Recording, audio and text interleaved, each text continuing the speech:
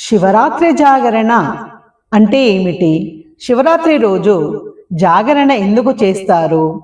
ఈ పౌరాణిక కథను ఇప్పుడు తెలుసుకుందాం. దేవతలు, రాక్షసులు కలిసి అమృతం కోసం సముద్రమథనం జరుపగా అందులో నుండి హాలాహలం అనే విషం బయటకు వచ్చింది. ఆ విషపు ధాటికి అందరూ తట్టుకోలేక భయపడి పారిపోయారు.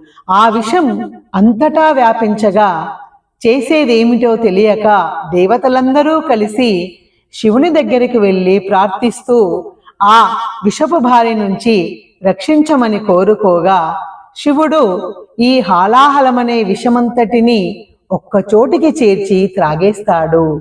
అప్పుడు పార్వతి ఏడుస్తూ పరుగున వచ్చి అది కడుపులోకి ప్రోతే ప్రమాదమని తెలుసుకొని ఆ హాలాహలాన్ని కంఠములోనే ఉంచేలా తన చేతిని పెట్టి ఆపేస్తుంది. లోకరక్షణ కోసం ఆ విషాన్ని త్రాగిన పరమశివుడు మూర్ఛిల్లుతాడు. అప్పటి నుండి ఆయనను నీలకంఠుడని పేరు వచ్చింది.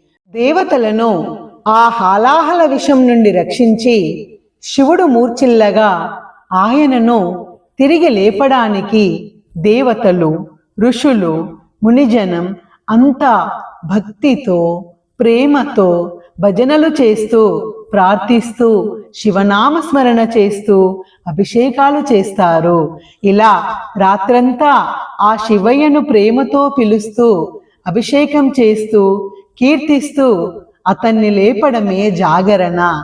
జాగరణ అంటే రాత్రంతా మేల్కొని ఉండడం, ఆ శివయ్యను భక్తితో, ప్రేమతో కొలుచుకోవడం.